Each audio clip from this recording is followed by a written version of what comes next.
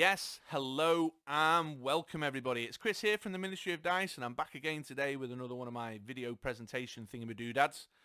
Boy, do I love putting lists of cards together around the theme. That is becoming very apparent to me by my recent output on the YouTube channel. Well, certainly in addition to the gameplay output. And so today's list is going to be about my hotly anticipated win conditions. And to be very clear and specific on that, these are win conditions that have been spoiled across a range of sources from the Avengers Infinity Gauntlet draft pack set and the Dark Phoenix Saga draft pack set. So these are my subjective view. You'll see a trend in the card choices because it appeals very much to my play style. So if there's anything that you noticed in the spoilers that are knocking around that's a win condition that I've not mentioned today, please do head on down to the comments, draw my attention to it, draw other players' attentions to it so that we can take a look at that too. Specifically if your play style's not like mine, and you absolutely will see a certain trend in why these cards are appealing to me. And also while you're here, why not hit the thumbs up button, because it makes me feel better. Just generally, giving me a like cheers me up in these lockdown times. And hit the subscribe button. You don't want to be missing any of these videos. These lists are awesome, if I do say so myself. Alright then, let's get into the cards then. Let's take a peek at what I've chosen from all the spoilers out and about that I think should be pretty hotly anticipated win conditions. And first on the list, I've got Nebula, Space Pirate. She's a 5-cost mask, she's got the Guardians of the Galaxy affiliation, and her game test reads, Awaken, deal 1 damage to target character die, and 2 damage to target player. And she comes with pretty decent stats actually, 014, 125 and 136. So first things first, the win condition, Awaken, the old spin up to initiate the game effect, is not that challenging to do. You've got globals like Energy Field, the basic action Energy Field, or you can make use of things like Zatanna from the Justice set. She's got a spin up global too. I like the fact that it does a little bit of ping on a character as well as the 2 damage to the player. I'm also loving the fact that she's a mask character with Asuka from the WWE set that discounts the purchase cost of mask characters. I know everybody will be prowling around for these kind of 5-cost mask characters that can now suddenly become 3-cost mask characters. And with those stats, she's got a nice big arse on her, so anything that removes by doing damage is going to really struggle to shift her. She makes a fairly decent blocker. Well, I say that. What's a decent blocker in the Jerry Lawler, Becky Lynch meta? But anyway, but she's a pretty decent blocker, and she's going to be hard to shift using direct damage removal strategies. So just a lovely little bit of direct damage, a little pingity ping ping ping there that you can do to a character and to a target player. So it's got a removal element attached to it, and I think you can get her nice and cheap. I also, I've not done a deep dive on this, but I'm also pretty sure that there's a couple of Guardians of the Galaxy affiliation cards that make for nice combos or nice kind of utility protection type game effects that can help you keep her nice and sturdy in the field there. But with an Asuka out, you could buy 2 of these for 3 apiece, and then just spam Energy Global to your heart's content, spinning them up, spinning them down, back and forth, back and forth, back and forth.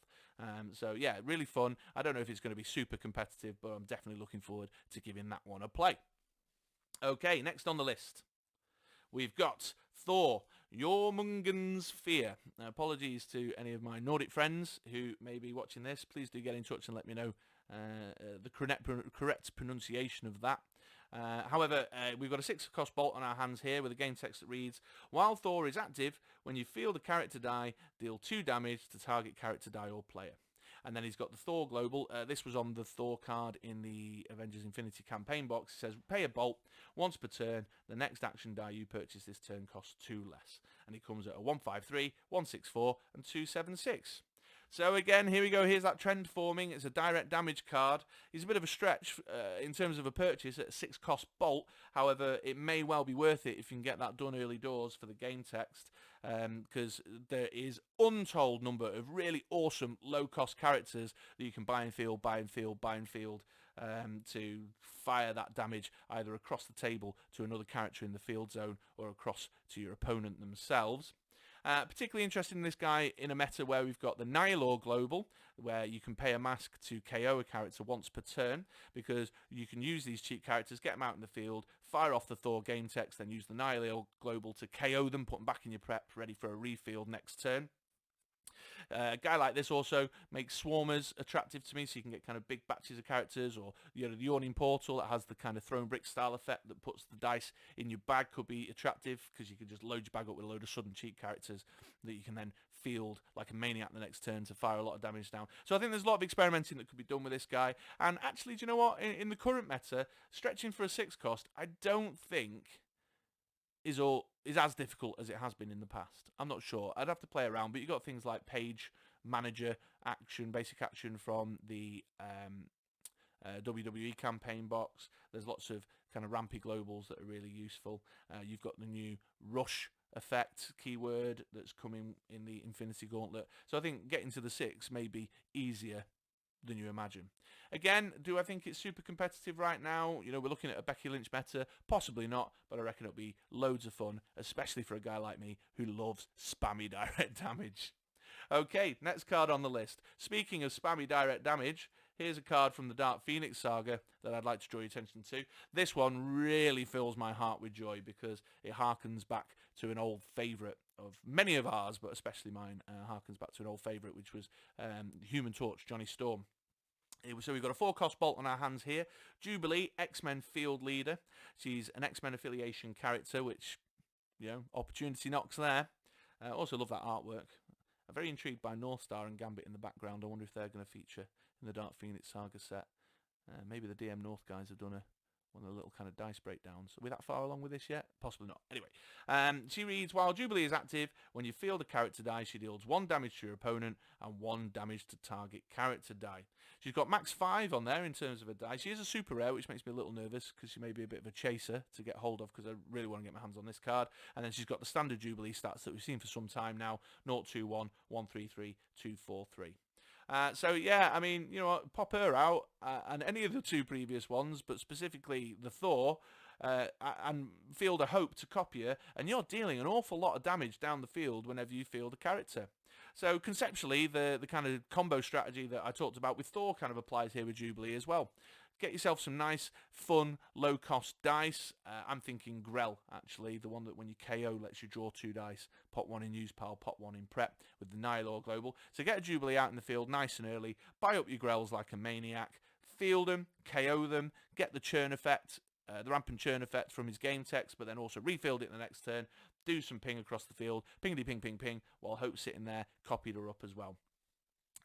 Maybe throw a Seething Corruption in there for super extra laughs to make more hay out of the fact that she does a character damage as well. But yeah, it just fills my heart with joy, this one. Again, I don't know how competitive it actually is right now. It definitely is a death by 1,000 cuts style approach, and I love playing like that. Again, it's well documented. I've talked about it a lot on the podcast, and anyone who has paid attention to my gameplay career, if you can call it that, a career? Do we call it a career? That sounds a bit kind of self-important and overinflating. But anyway, if you watch my gameplay videos or you've seen any of my tournament teams, then you'll see that direct damage hugely appeals to me. So how competitive it may be is yet to be seen, but it's definitely a win condition that's got me super pumped, super excited, and I can't wait to see. Okay, there you go. Jubilee, X-Men Field Leader. Okay, so on to the next one. And we've got here MasterMold. We ourselves spoiled this one a month or 2 back. He's in the Dark Phoenix Saga set. It's MasterMold Endless Sentinels. I've chucked this one in for the Beatstick fans out there, because I think there could be some really interesting and exciting combos that take advantage of his game text that does a nice beatsticky attack across the field. He's a 6-cost shield, a villain character, and reads, when fielded, when MasterMold attacks or when MasterMold is KO'd, place a Sentinel token with 5 attack and 5 defense into the field zone. So in theory, a single MasterMold could net you 3 5 attack, 5 defense Sentinel tokens.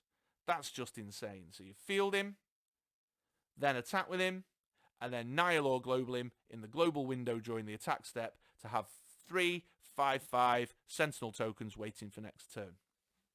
Now, whether that's going to be competitive or not, I don't know, but I think that's a really exciting idea to have 15 points of damage on the board ready to go, and then you obviously have your MasterMold sat in the prep area ready to refield next turn. So you could have your 20 points of damage there with a nice board clear strategy lined up ready to go to back it up. You could definitely, over a 2-turn staged approach, kill your opponent off. But I think there's just something really combo janky fun in there. There's lots of opportunity to kind of play around with other stuff that it might combo up with, so that you're in a strong position to fire that beat stick across the board and do your opponent in.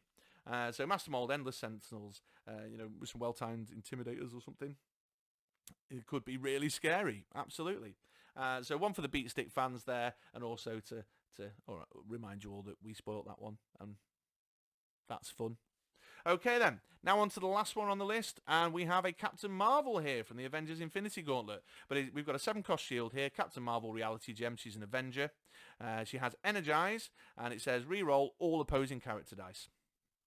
Now, for those who are unfamiliar with Energize, this is when the dice rolls in on double energy. So rather than getting a character face, when you get the double energy face in your reserve pool, at the end of the roll and reroll step, the game text goes off. So super stretch at 7 cost there, but the idea of having just a constantly repeating kind of opportunity to force your opponent to reroll all their character dice just seems absolutely insane to me. If you can get up to that 7 cost and then manage your bag well, so it's coming back around, or even, God forbid, you can get enough purchase power together to buy 2, it's kind of a win-win. If she rolls in on character face, she's got some nice beefy stats, although her fielding costs are a little bit painful, admittedly. You've got some nice beefy stats to put in the field and then just throw across willy-nilly. What do you care if she gets KO'd? You want to re-roll her anyway. But then if you roll her in on double energy face, you've got the opportunity to force your opponent to re-roll all their dice, and you got a little bit of spending money as well. I mean, it's win-win. It's just a shame that she comes in at such a high cost at 7. But again, there are ways and means in the meta right now to pick up high-cost dice through sort of janky combos and through working with your ramp and churn in particular ways. I think, if you are able to kind of ramp up to purchase a 7 cost in your kind of late section of the early game or into the early part of the mid-game, what a weird turn of phrase that was, but I think you all understand what I mean. Then you could be cooking on gas, if you've established a board and then you fire this off at just the right moment. And also, how annoyingly pesty, it just gives your opponent loads of really tough decisions, like do they attack and clear their board knowing that that's coming over, or do they start using combos to try and protect themselves from a reroll of that nature? So yeah, and because it's energized, there's not a lot of counters for it either, which I think is particularly interesting. So it's super hard to buy. She does come in at a high cost, but I think the game effect is definitely one, certainly in a casual setting, to have a good old play around with, for sure. Oh, I should point out as well, Captain Marvel, in and of her own right, she's not the win condition herself, I suppose. She's the board clear or potential board clear that opens the door to your combat damage going through. But I've kind of categorized that in win conditions. However, I'm also working on a hotly anticipated control cards from the spoilers that have caught my eye as well, and she could just as well sit in the control space, constantly getting your opponent to re-roll their field. So let me know in the comments below, do you think she's a control card, or is she win condition-y because she opens the door? I've always struggled with kind of understanding the categorization of that. Okay, there we go. So anyway, I'll stop chunnering on about that. That brings us to the conclusion of my hotly anticipated win conditions video. Again, I'll remind you, please do head on down to the comments below. Let me know if there's any other kind of spoiled cards. Maybe you saw some stuff at the preview draft, or you've noticed something in one of the Wizkids spoiler posts that they've put on Facebook or Twitter or Instagram that have caught your eye. If I've not mentioned them there, maybe you're not like me, you're not a direct damage guy, and so those don't get your juices flowing. So let me know what does get your juices flowing.